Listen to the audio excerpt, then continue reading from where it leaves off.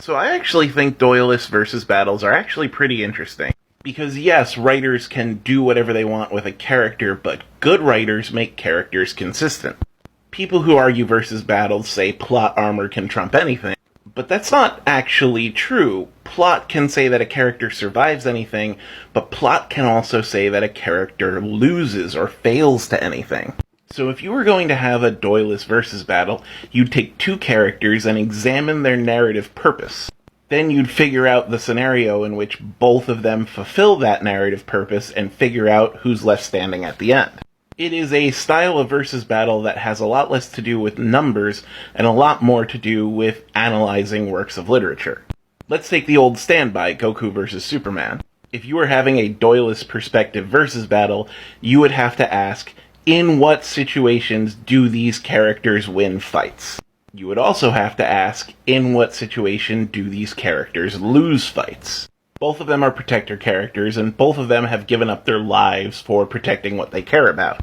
And both of them have triumphed over foes that have seemed to be impossible to beat.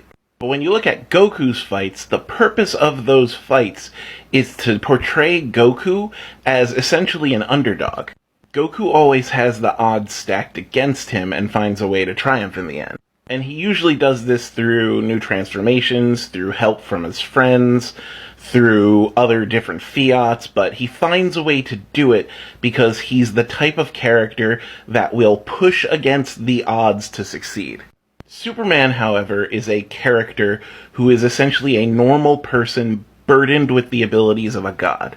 He lives in a universe of cardboard, as the famous quote goes. He only has a human mind, and that human mind crumbles under the emotional weight of having to be a god among men. And yet, because he is fundamentally a good person, he welcomes that responsibility. When Superman loses, it's to make a statement. And that statement is, it's okay if one man cannot handle all that responsibility. So I think you could argue, and once again this is a debate, so I wouldn't say that this is 100% verifiably true, because debates are interpretation. You could argue that Goku wins in a duelist interpretation between a Goku and Superman fight.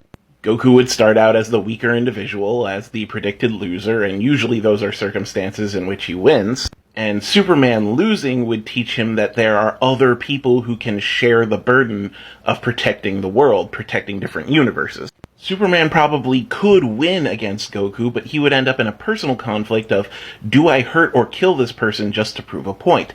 Is winning worth it? And his answer would be no.